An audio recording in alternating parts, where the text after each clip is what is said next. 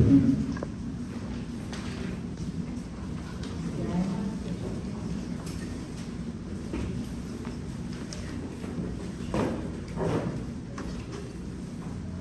po ang mga kapatid na sa pangalawang linggo na po tayo ng Intensified Fellowship.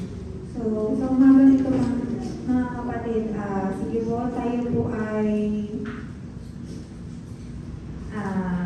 muling buksan natin ang ating mga Bible sa Hebrews chapter 10.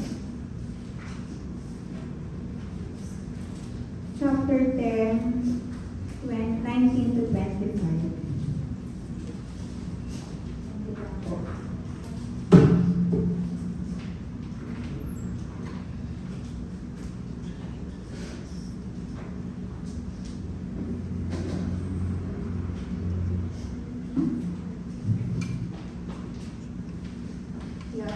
Hebrews chapter 10, verse 19 to 25. Sige po tayo, tumayo muna. Sambitin natin ang ating worship declaration.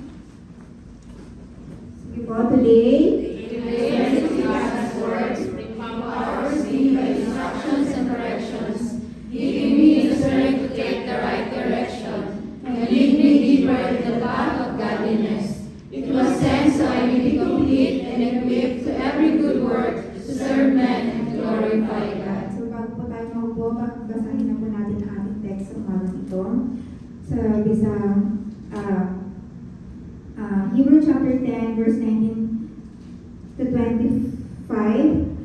Therefore, brothers, since we have confidence to enter the holy places by the blood of Jesus, by the new and living way that He opened for us through the curtain that is through His flesh. Verse 21. And since we have a great priest over the house of God, let us draw near a true heart in full assurance of faith, with our heart is sprinkled clean from an evil conscience, and our body washed with pure water. Let us hold fast the confession of hope without wavering, for He who promised is faithful. Verse 24, and let us consider how stir up one another to love and good works, not neglecting to meet together as is the habit of one, but encouraging one another, and all the more as you see the day drawing near. So let us pray.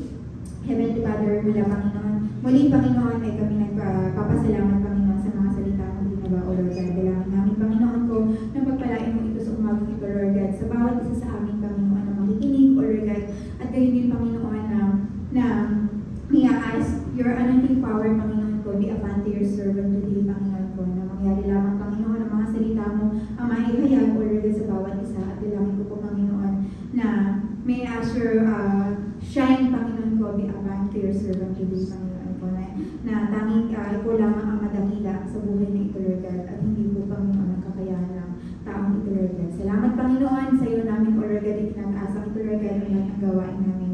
In Jesus' name, Amen. So, hindi po, mauna po tayo mga kapatid. So, ayun.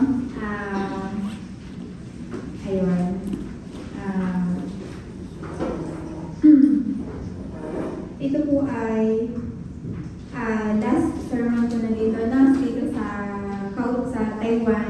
Itong natin. Ito po yung last Sunday ko at saka yung last sermon ko, no, since na tinawag ako ng Panginoon 2014 nung dumating po ako dito is na-amaze lang po ako na minimeditate ko yung mga ibang mga sermon na ginawa na kasama ko ang Panginoon. Ano? Hindi mo ma-imagine, hindi natin ma-amaze ka na lang kung paano mo nagawa yung mga bagay na yun. Na kung titingnan natin yung sarili natin, our own knowledge, our own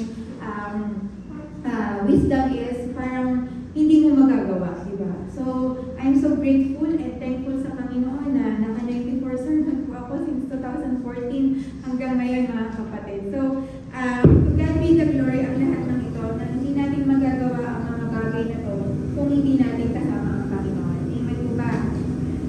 So, sa binasa natin text mga kapatid, ito po ay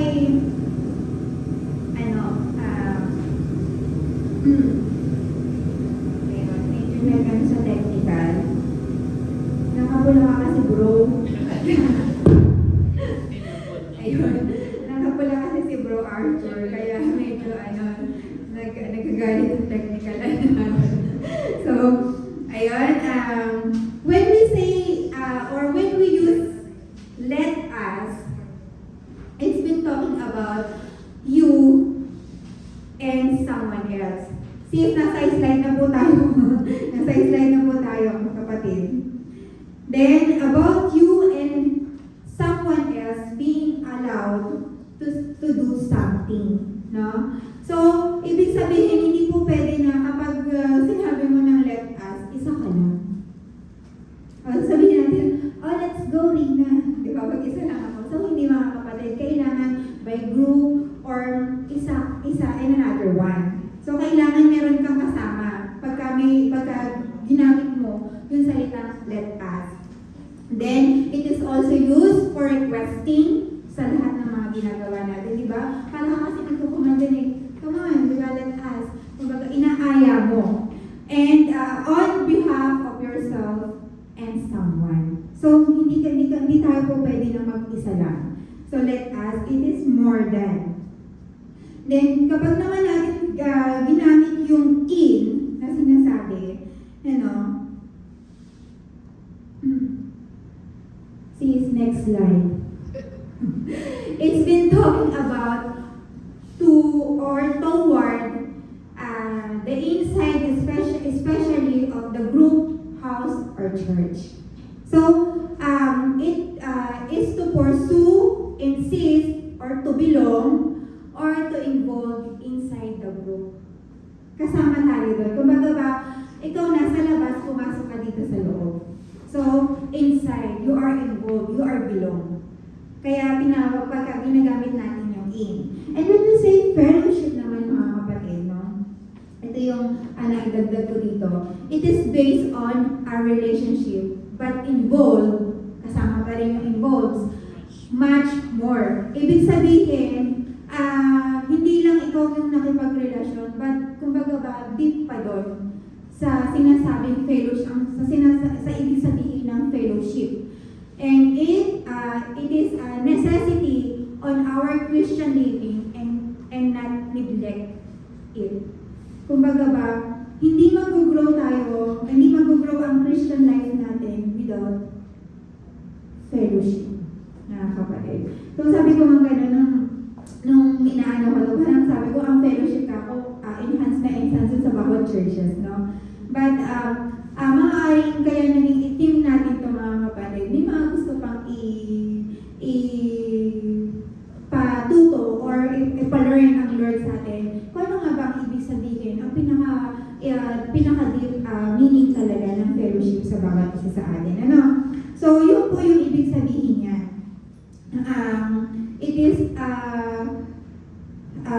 minsan kasi iniisip natin, kung sa mga unbeliever yan, or sa mga hindi pa nakakakilala, no, ang fellowship, na pagka sinabi mo, fellowship tayo, or minsan coffee fellowship, ganyan tayo, di ba, inaaya natin sila para lang may ma-sharean tayo, or minsan ma-invite natin sa church.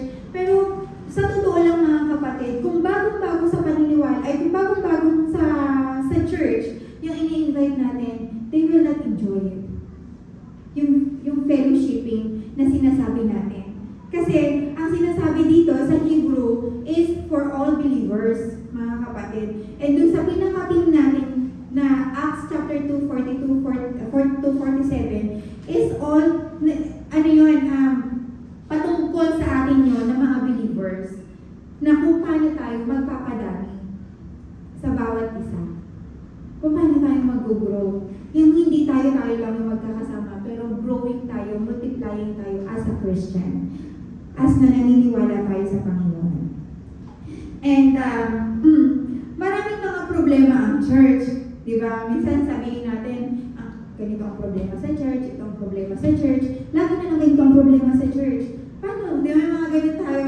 Ito na naman ang problema sa church. Mga ganito tayo, mga workers na rito, diba? Minsan, pastor na lang na nagsasabi, yan naman problema niyo sa church. Sa totoo lang mga kapatid, ang church hindi naman talaga nawawala ng problema. Kayo ba nawawala ng problema? problema? Diba? In everything, nung pamumuhay natin mga kapatid, yung kakainin mo nga lang, problema mo pa. Diba? Ay problema, kasi church is not perfect. Hindi perfect ang church, mga kapatid. Kaya, kumbaga ba, may mga pagkakataon na gusto nating lumayo, gusto nating magpahinga, gusto nating lumipat na ibang church kasi may nakikita kang something sa church. But church is not, tawag dito, perfect, mga kapatid, like us. Kasi sa church, ang isang building, hindi mo masasabing church yan kung wala tayo. We are the church, mga kapatid. So, tayo-tayo lang din ang nagsasama-sama. Minsan, nagsasakmagan pa tayo sa loob ng church. So, that's the worst thing na magiging testify ng isang church na even though inside the church, hindi natin natatapos ang lahat ng mga problema. Diba? Ang problema is laging nandiyan, mga kapatid. But kung ang problema is leveling up. Pero kung always na nangyayari sa buhay natin yan, or nangyayari sa isang church yun, ibig sabihin hindi tayo overcomer pagka gano'n. Diba? So nagiging costing yan ng pagkakaunti natin sa church. Kasi ang fellowship, mga kapatid, kasama po dyan yung care, love, joy, and relationship at encouraging each one another. So kung may nawala at nawala si love, mawawala si encourage, mawawala si joy, di ba? So kumbaga ba kailangan kasama po lahat doon ang pakikipagrelasyon natin at yung pagkakaroon natin ng fellowship sa bawat isa. Amen po ba? So tatlo lamang po ang bibigay ko sa inyo mga kapatid na points dito is 3, let us to be in. Yun, nagmamadali si Sis Jig may eye. Then, 3, let us to be in. Ano yung nakalagay doon? In one another. So, kumbaga ba, kailangan nasa in tayo. Diba? Kailangan we belong in the group. Yun yung itatakil natin mga kapatid. So, number 1 is, iisa-isahin lang po natin yan. At dyan lang din po tayo ikot sa Hebrews chapter 10, 19 to 25. Is number 1, let us draw near to God. The essence of fellowship. Ano ba yung sinasabing essence ng fellowship? Sabi ganun sa Hebrews chapter 10, 19.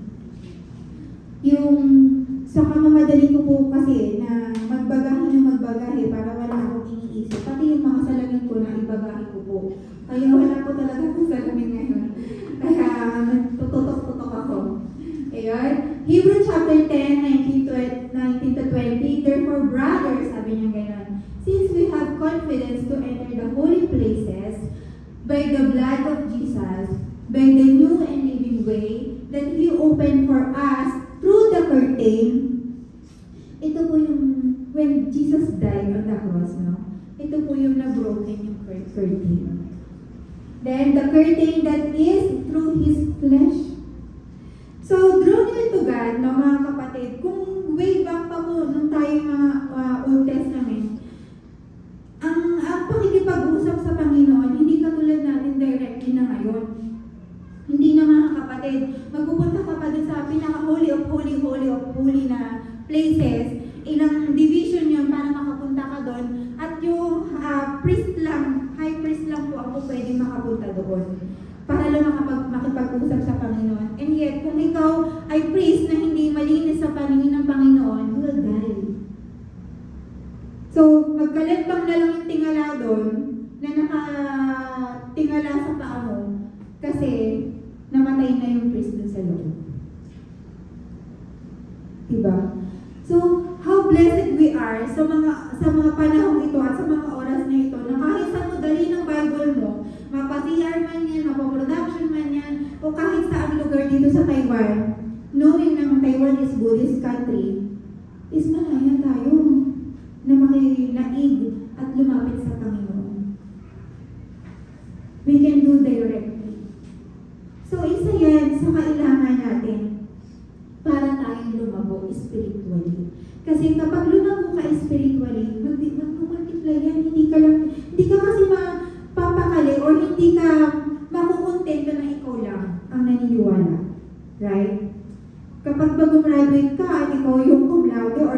healthy, ikikip mo lang. Achievement mo yun eh. So, pananampalataya natin ngayon is a grateful na na-achieve natin yung ganitong pananampalataya sa Panginoon. Right? So, the essence is deeply motivated the kind of love. Yun yung pinaka-essence ng paglapit sa Panginoon. Kasi unang minahan niya tayo. Right? Unang minahan tayo ng Panginoon. Yung una dun is, yung may twofold ng love yan. Yung una dun is adoration and devotion to God. So dapat devoted ka sa prayer, devoted ka sa salita ng Panginoon, nakikipag-commune ka every day. Sabi sa Joshua chapter 1:9, day and night. Diba? Sino nakakasunod ng day and night? So, we are all guilty, mga kapatid. But as much as possible, mga kapatid, gawin natin yung nararapat sa Panginoon. We live 24 hours, 7 a day. Diba? We live 24 hours. Kaya nga, mga kapatid, kumbaga ba, dapat nagiging productive tayo in everyday ng pamumuhay natin. So ano ba, tama pa ba ito? Makabuluhan pa ba itong ginagawa ko? Okay pa ba ito sa akin? Nakakalungkot pa ba ako sa Panginoon sa gagawin kong ito? So, kaya maraming mga Kristiyano na nagpe-fail sa mga decision making. And I am not exempted doon. Sa mga decision making kasi nagkukulang tayo to draw near. Hindi lang sa Panginoon, maging sa salita niya. Amen po ba? And we are thankful na nag-torn na na-break na yung curtain when Jesus came to us. When Jesus came to us for our sin. Kasi now, kung pwede na tayo maging direct sa Kanya. Diba?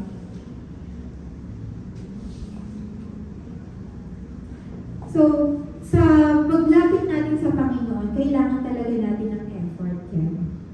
Kasi, hindi ka makakapagpalapit sa Panginoon nang hindi ka malapit sa Panginoon.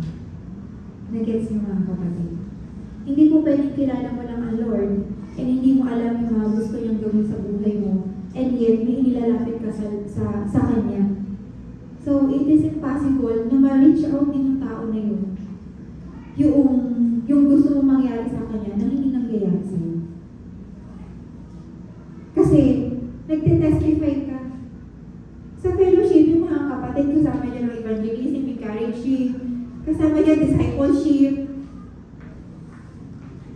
Hindi yung basta na lang tayo. Pagka po sinabing eating fellowship, kainan lang yun. Di ba? But pag sinabi mo mga fellowship, mga kapatid, nung pong bata ako, pagka may fellowship kami, may team building, mayroong program, may exhortation, sa isang buong araw po, nagiging vigorous kami sa church na lahat ng gagawin namin is patungkol sa Panginoon. Yung po yung natutunan ko ng bata ako, nung youth po ako, no? Ganun ang fellowship. So, nung medyo bago po ako dito sa Taiwan, ganito ba lang fellowship, lunch, mag-ganun. But as you grow, sa salita ng Panginoon, ganun, mas maiintindihan natin ang fellowship, hindi lang yung nagsama-sama tayo, but patungkol lagi sa Panginoon. Sa ikakalago ng spiritual natin. Right? And number 2 is, when we draw near to the Lord, no, mga kapatid, ito yung chance natin na ma-evaluate yung sarili natin. Kasi, ano yan eh, it's a part of your life na mag-commune sa Panginoon everyday ng pamumuhay natin, no? Yan yung panahon na kung saan na-evaluate natin yung buhay natin, na ano bang nagawa mo sa isang buong araw. Minsan kasi, defensive tayo eh. Wala naman akong ginawang masama ngayong araw na to. Okay na ako. Mag-ano. Pero when you come to the Lord, ipaparealize sa'yo ng Lord, oh, may nasaktan ka pala. May nasabihan ka ng hindi maganda. Or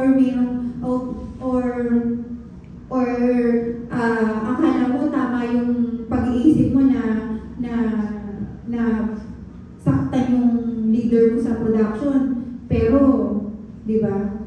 Kasi hindi mo naman ginawa actual or physically. Pero, sa isip mo nagkasala ka. So, it's about time na kumbaga ba, draw near to God, yung devotion natin sa Panginoon is dapat lagi natin hindi kinakalimutan yun. Kasi it's a part of our evaluation sa buhay natin. Kasi life is too short. Hindi mo alam kung ano po pwede mangyari mamaya. Hindi natin alam kung pwede mangyari bukas. Di ba? Kaya, sa ngayon pa lang, gawin mo na yung kayang gawin. Ibuhos mo na sa Panginoon yung kayang ibuhos. Ibigay mo na yung the best mo sa araw na to para sa Panginoon. Kasi you never know what will happen tomorrow. Amen? Then, so number 2 is, let us hold fast in the faith. Sabi nga lang sa the command of fellowship. So, kinukuman tayo dito mga kapatid. Hebrew chapter 10:23, let us hold fast the confession of our hope without wavering, for He is promised, for who promised is faithful. No? Ang Panginoon ay tapat. Amen po ba? Pinatunayan ko sa inyo ng Panginoon na siya ay tapat. Parang sabi niyo, parang nag-aamin lang ng patayo kung na-experience namin talaga yung katapatan ng Panginoon. Or hindi lang kayo kumain ngayong umaga ko, no? Amen. Amen. So, ang katapatan ng Panginoon, unending mga kapatid. Unconditional. Na, sabi ko nga, noong na-realize ko kung anong ibig sabihin ng favor or favorable sa buhay ko is hindi ako worth it na ipagkaloob sa akin ng Panginoon to kasi alam ko hindi ako ganun katapat sa Panginoon. Pero ibinigay niya para sa iyo. That was favor mga kapatid. Na kung saan nararanasan natin everyday ng pamumuhay natin yung favor na yan dahil sa katapatan ng Panginoon, sa pagmamahal ng Panginoon sa atin. Kasi, ano tayo mga kapatid, kahit sabihin mo pa na you are a preacher, you are malalim sa pagka-Kristiyano, yung flaws, hindi mo maiiwasan magkakasala ka. Kaya nga sa ating mga Kristiyano, ang command sa atin, immediately repent pagka nagkakaroon tayo ng pagkakasala. Iniwanan natin yung mga yun. Hanggang maaari kaya natin na i-lessen ang lahat ng mga kasalanan. Naalala ko nun, mga kapatid, yung isang preacher, no, sa isang calendar, sa isang buwan, tinignan niya kung ilang beses siya, nilalagyan niya ng tawag doon, tinatantosan. Nilalagyan niya ng tantos sa isang araw, sa isang buong buwan. Nilalagyan ng tantos kung ilang pagkakamali niya doon. So, na-amaze ako doon kasi tayo, we are guilty. Kasi minsan, guilty defensive tayo. Hindi naman ako nakagawa ng kasalanan sa kanya. Pero, when you evaluate yourself, tinabuhan mo yung lahat ng mga pagkakamali mo. Kulang ang isang box sa isang araw mo. Eh, na-proven niya sa sarili niya na ang tao talaga makasalanan. Kaya, anong karapatan natin na mag-judge tayo? Anong karapatan natin na ipawalang bahala lang yung kapwa natin, di ba? Anong karapatan natin na husgahan sa pagkakasala ang kapwa natin? Yung kasalanan ginawa tayo, di ba? Kaya nagkakaroon tayo ng mga division kasi nagiging advanced thinking tayo na judge natin ang bawat isa. Diba? So, sa pagkakaroon ng fellowshipping, hold fast in faith, ibig sabihin dapat nagkakaroon tayo ng united. In our heart, in our mind. Dapat yung pananaw natin sa isang group or sa isang church, iisa.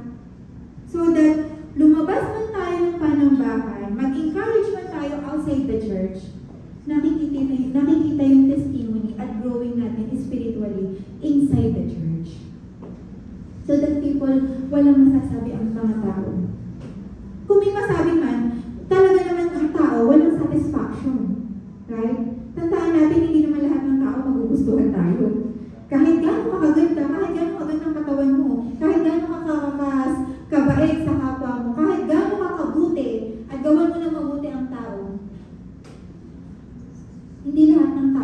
magugustuhan ka.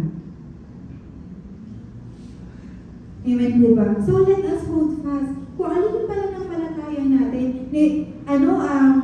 na-discern mo na mali yung ginagawa ng kapwa natin, right, immediately, what is the right way to do?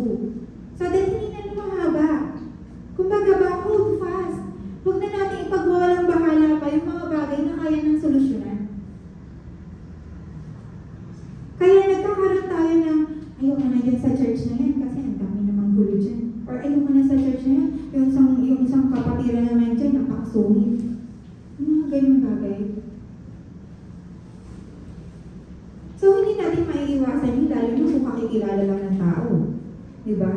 Kasi lahat yan, lahat na pumapasok dito, may mga sakit yan, tandaan po natin. Ang church is hospital. And even us, nagpapagaling tayo sa Lord. Diba? Ang tao come and go yan. So, kung ano yung pananampalataya natin, dapat nag-i-stand firm tayo doon. That's the command of fellowship, mga kapatid. Nag-i-stand tayo doon. Kaya, kumbaga ba, nag-i-stand tayo sa hold fast of faith na yan para ma-share natin to someone. Kasi pagka-confident ka na sa pananampalataya mo sa Panginoon, confident ka sa sinishare mo sa Kanya na kaya din niyang gawin yung mga bagay na na-imagine niya na hindi niya kayang gawin. Diba? Nasabihin natin na, hindi ko naman inday yung ministry na yan, hindi ko naman inday itong ganito na yan eh. Ay, dito talaga ako tinawag ng Panginoon. Sa totoo lang mga kapatid, nung nag-aaral po ako ng tambourine, nung nag-commit po ako sa ministry ng music, dinala ako sa tambourine. Gusto ko kasi keyboard agad eh.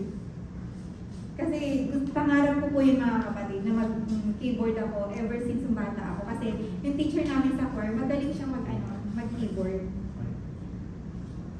Pero hindi ako dun dinala ng Lord agad-agad. At nung dinala ako ng Lord sa ministry ng tambourine, isang taon po ako nag-aral dyan kasi parang kaliwaan pa ako. At isang taon na ako bago nakatayo dyan. So hindi ko alam yung dancing mga kapatid. Pero dun ka tinawag ng Panginoon. Di ko naman inlay ng pagtupreacher. Sabi ko nga sa mga ibang kapatiran ng fellowship ko, okay na ako entertainer. Nag-entertain na lang ako ng mga bagunan. Okay na ako doon mga kapatid. Pero hindi ko alam kung kailangan tatawagin ng Lord. Diba? As you come to the Lord, maging hold fast tayo sa pananampalataya natin. Hindi magda-down yung faith na meron na pinagkaloob sa atin ng Panginoon. Kasi pangako niya yan. Hindi ka niya iiwan sa atin. He will never forsake you or leave us. Amen po ba? Pangako na yan sa buhay natin. At panghawakan natin yun sa lahat ng mga ginagawa natin. Hindi man natin kaya ngayon, but ipag-pray natin sa Lord, Lord, kakayanin ko po ito, Lord, sa tulong niyo. And huwag tayo magmalaki. O kaya ko yan, Lord. Sige. Ibigay ko sa akin lahat ng ministry, Lord. Kakayanin ko yan. Naniniwala ako sa inyo. Nasuffocate ka na, lumayas ka rin sa church. Diba?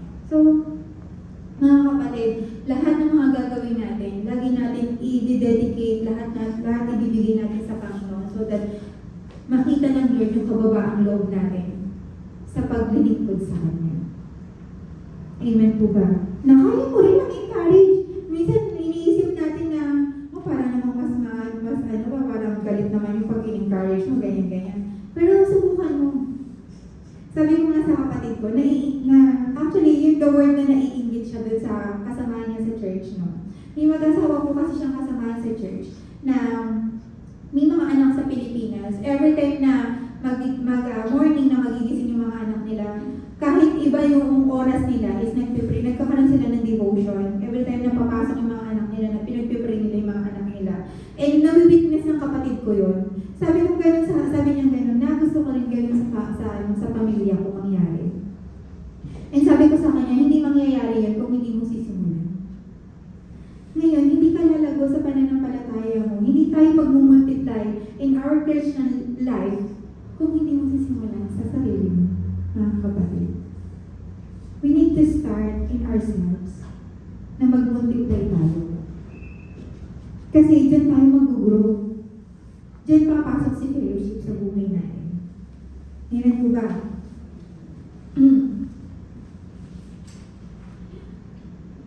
And sabi nga sa Hebrew chapter 6, 11:6 is, it is impossible to please God without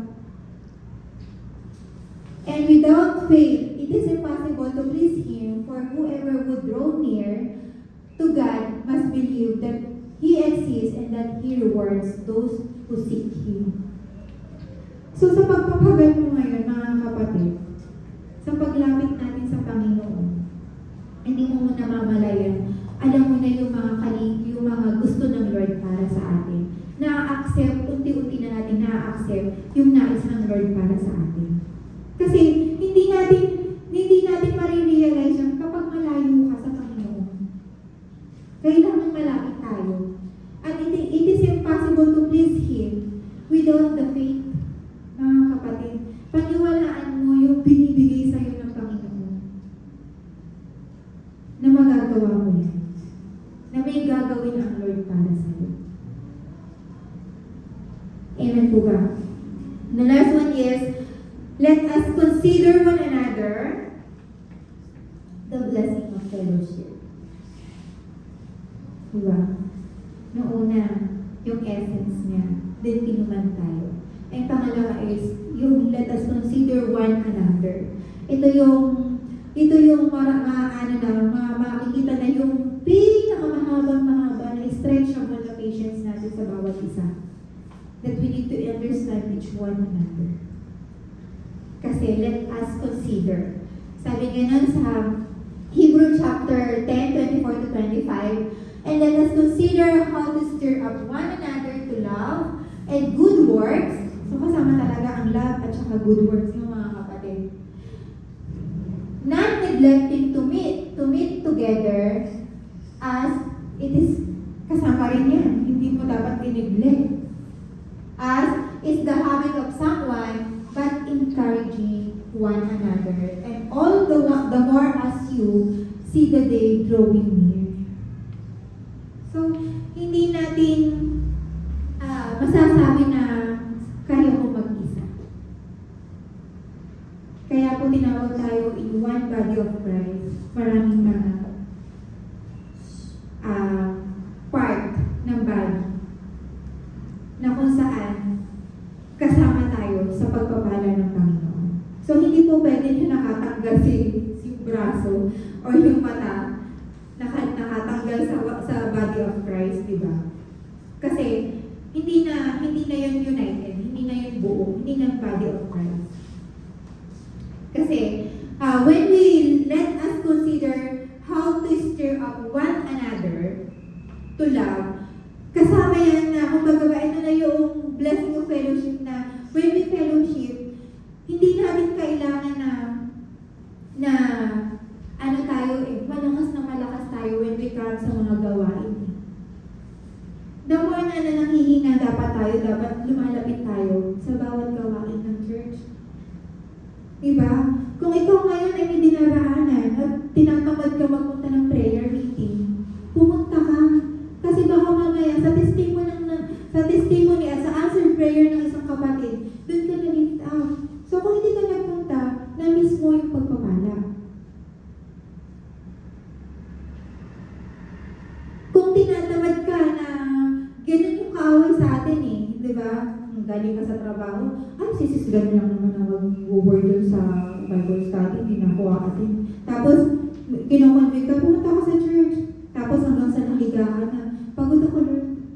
Continue na yun. Pagod ako, Lord, or minsan sabihin natin na, mamaya na lang, Lord, maaga pa naman. Hanggang sa nakatulog ka na. Di ba? May nakaaway yun sa buhay natin. Na dapat, nandun ka sa gawain na yun to receive the blessing. Pero hindi mo pinuntahan. So, kaya minsan, naglo-low speed tayo, nagsiself-pity tayo na kasi ganito, ganyan. Marami na tayong nagkakaroon na tayo ng defensive sa buhay natin. Kasi nga, kulang na tayo sa fellowship, hindi na natin nare-receive talaga yung tunay na blessing ng Panginoon sa buhay natin. Kumbaga ba, kulang na tayo sa encouraging each one another. So kaya minsan konti lang yung tumaanin ng prayer meeting, minsan konti lang umaatin ng Bible study. Kasi nagpapaudyok tayo sa gawa ng kaaway. Diba? Sabi ng isang former coordinator dito, bago sila nagsilipada ng Canada, sabi niya gano'n, dinil niya sa Lord, hanggat kaya niya magpunta ng church, even though may karamdaman siya, pupunta siya. Yun yung dinil niya sa Lord. Pupunta siya dahil alam niyang every time na pupunta siya sa panambahan, may marireceive siyang pagpapala. Yun ang motivation niya lagi sa buhay niya. And hanggang ngayon naman, even sa Canada, pinagpapala siya ng Panginoon. So maging motivation din natin yun. Hindi lang naman tayo sa blessing ng Panginoon, mga kapatid. But ma-fulfill natin yung nais ng Lord to each one another.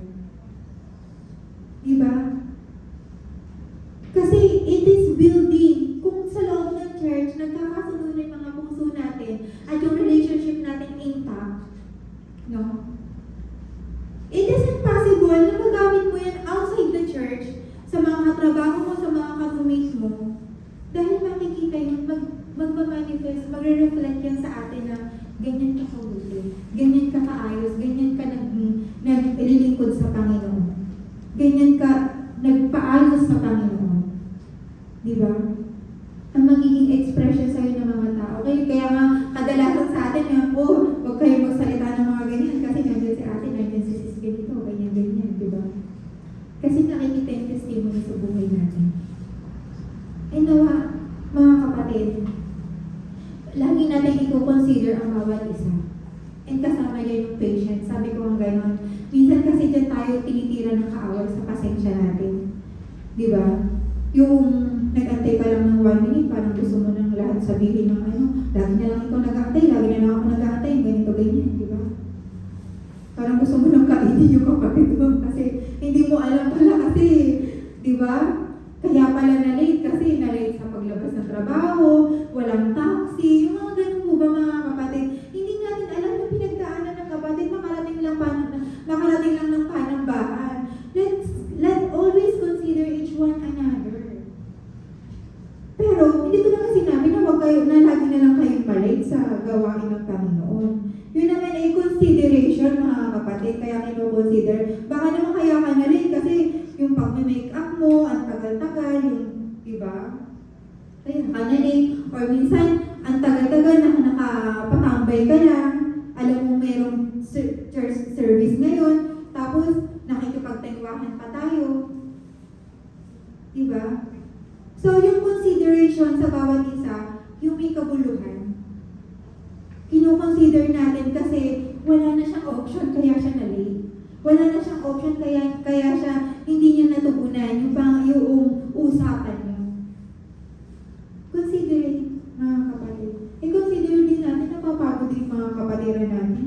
Lalo na yung mga old na mga malalaking ministry. So, kumbaga ba, iyan natin, lagi natin ibabalance mga kapatid. At lagi natin tandaan, hindi sa lahat ng panahon, malalakas ang bawat isa. Pag may mahina, may malakas.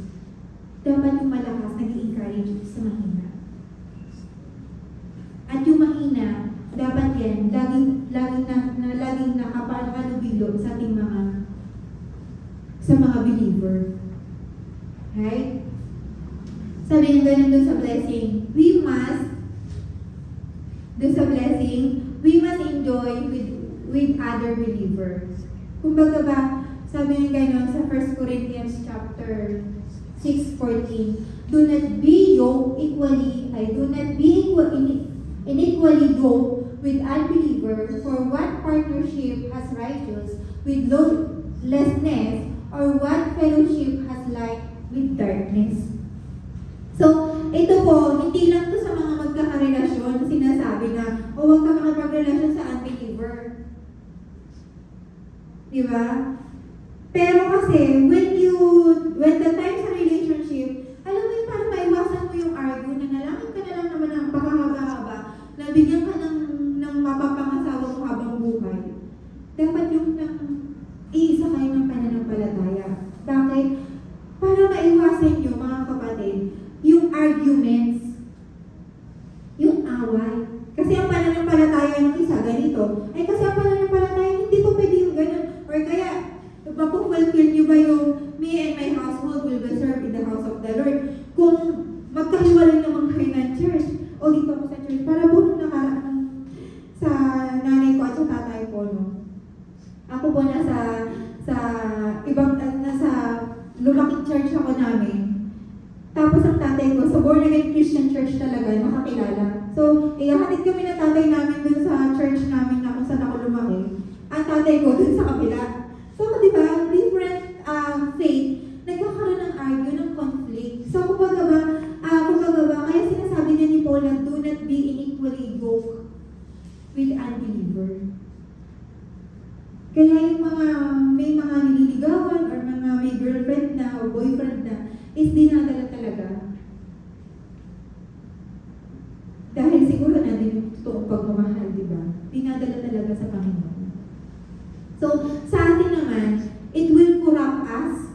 Di ba? Kung naman tayo madalas na ang nakaka-fellowship natin or nakakasalumuha natin is yung kung magsalita na lang, para na lang inulam yung mga bad word, di ba? Minsan, kung araw-araw mo silang mga makakasama, minsan ganun na rin yung sasabihin ko. Nagiging expression na rin natin. Di ba nakukurap ko alin pa ng palataya natin? So, hindi ko naman sinabi sa inyo na piliin niyo yung mga papakisamahan yung mga kapatid. At privilege natin na makasama ang lalo na yung mga wala pang pagkakakilanlan. Pero kung alam mo sa sarili mo na mahahata ka at hindi ka mag-grow sa company na yan, mag-pull out ka na. Magpalakas ka muna spiritually. Kasi, instead na mag-grow ka, mawawala ka sa pananampalataya mo sa Panginoon. Mahihila tayo. Amen po ba? So, always consider each one another. And the challenge is, yung tatlo lang din po yung mga kapatid. Yung let us draw near to God to be in the essence of fellowship. Next is let us hold fast the faith to be in the command of fellowship. And the last one is let us consider one another to be in the blessing of the fellowship.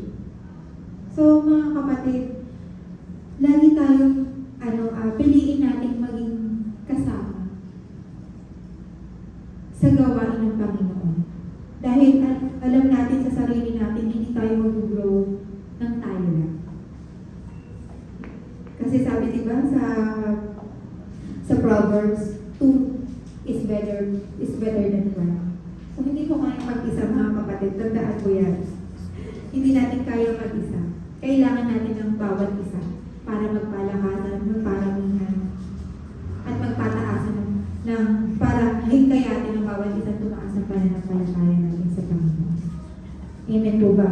And our conclusion is the same sa babasahin po natin mga kapatid.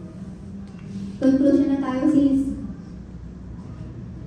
Sabi po gano'n yan, kasi po, yan na po yung pinaka-conclusion talaga niya. Hebrew chapter 10, no?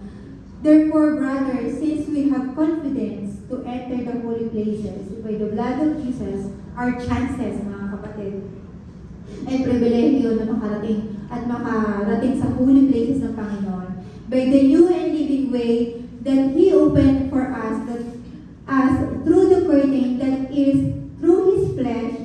And since we have a great priest over the house of God,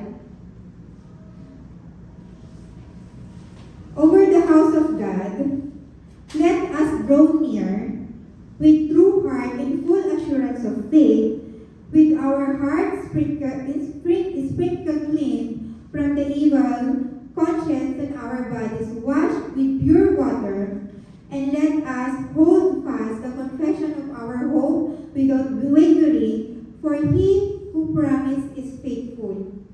And let us consider how to stir up together one another to love and good works, not neglecting to meet together as is the habit of some, but encouraging one another in all more as you see the day drawing near.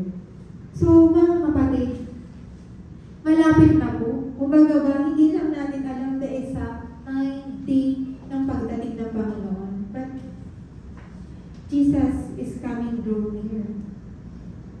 No, mga kapatid, na dapat ang panalangin na natin sa Panginoon, maging handa tayo. Kasi kung alam lang natin yung exact na araw, exact na time ng pagdating ng Panginoon, bakit hindi tayo laging mag-prepare?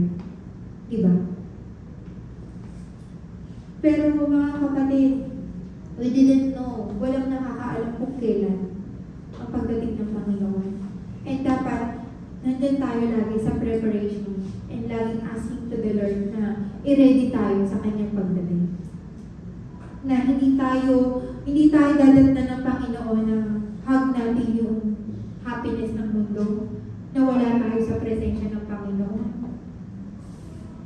Yung mga kapatid, wag nating i-goal yun. But ang i-goal natin is yung nananatili tayo na malapit sa Panginoon at nananatili tayo naglilingkod sa Panginoon. Yan yung maging goal natin sa pagdating ng Panginoon. Na pag dumating siya sa atin, nasabihin niya sa iyo, well done, and good servant. Mga kapatid. So let all stand and pray. Heavenly Father, patuloy Panginoon, na kami nagpupunin ng papasalamat Panginoon po sa kadakilaan sa umagang Panginoon. Truly that you are a God of God and Lord of Lords, Panginoon ko. Tunay Panginoon sa buhay namin mga tao, O Lord God, we are not perfect, Panginoon ko. But by your grace, Panginoon, by your love, mercy, Panginoon ko, sa buhay namin, Panginoon ko, you called us to be perfect, Panginoon ko. And as much as possible, Panginoon, tulungan mo kami, Panginoon ko, na ma-reach namin yung ganong goal mo at ganong desire mo sa buhay namin, O Lord God. At hindi namin ma-reach yan, Panginoon ko, kung hindi mo kami tutulungan na magkaroon ng mababang loob na lalapit sa inyo, Panginoon ko. Tulungan mo kami, Panginoon ko, na alisin yung mga bagay na nakaka-hinder, na nagkakaroon ng barrier para lang, Panginoon, ma-fulfill mo or ma-fulfill namin, Panginoon, yung nais mo para sa amin, O Lord God. Which is, ang nais mo, O Lord God, lumago kami spiritually. Lumago kami bilang Kristiyano.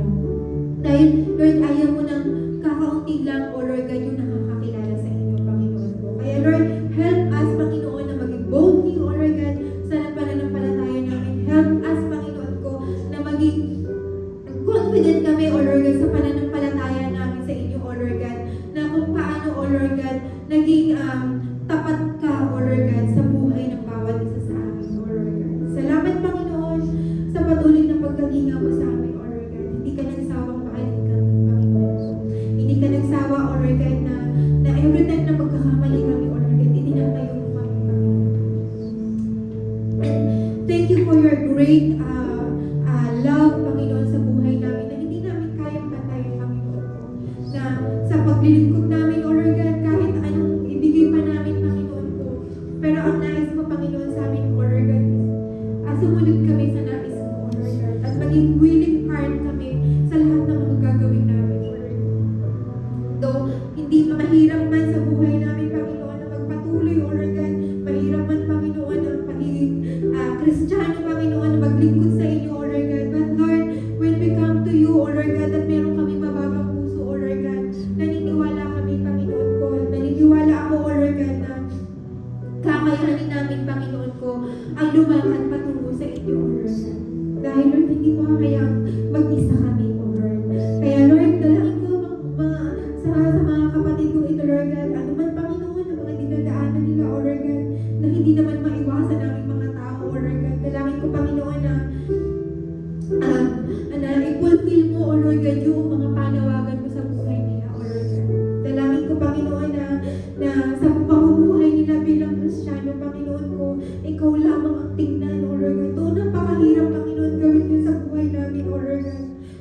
Lord, help us, Panginoon ko, na mag-focus lamang kami, O Lord God, sa nais mo sa buhay namin, O Lord God.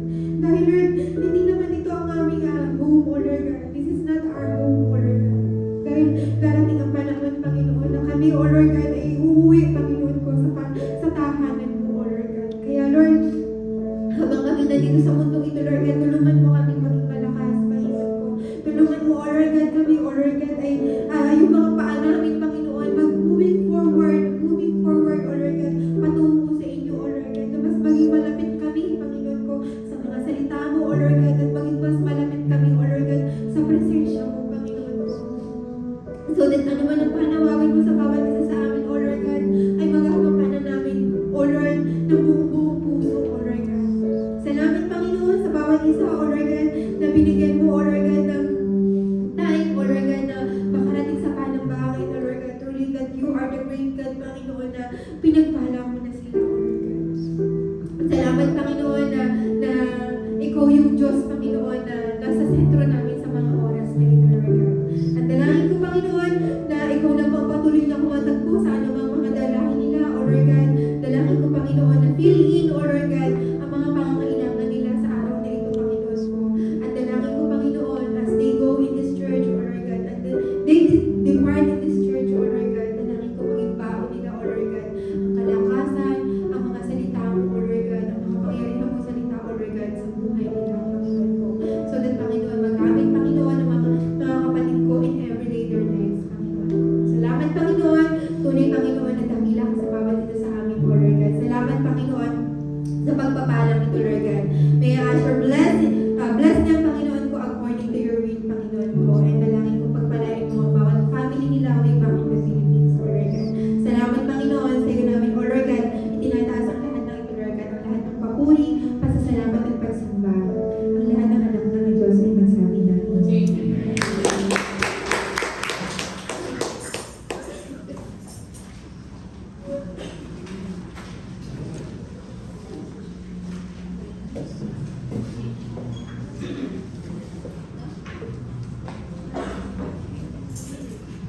Praise God. So after po na i-bless tayo ng Panginoon through His words, tayo naman po ang bibigay ng kaluwalhati at kaluguran sa Panginoon by giving our tithes and offering. So makibukas po tayo muna mga kapatid sa Leviticus chapter 27 verse 30.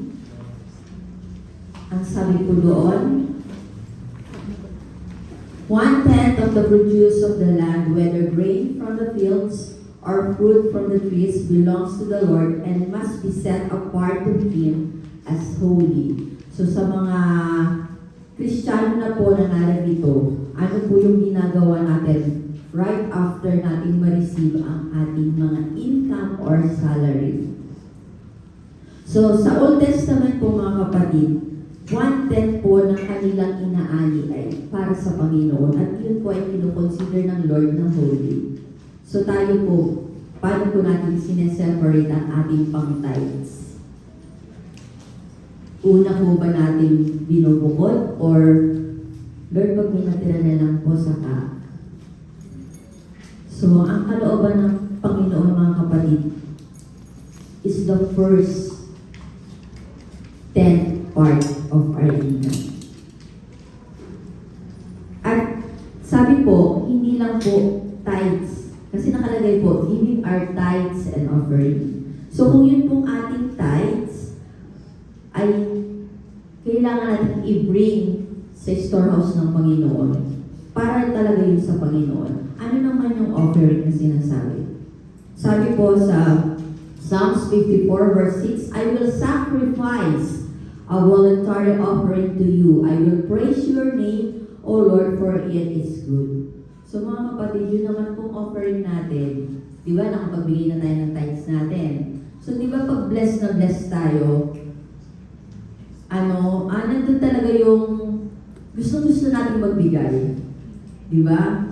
Sige, pag naka-receive tayo ng bonus, ano yung gusto natin gawin? Di ba, parang gusto natin manlibre? Sige, libre ko kayo. Ang bahala. Ayun, di ba? Di ba, ganun? So, yung pumili kayo saan? Name it.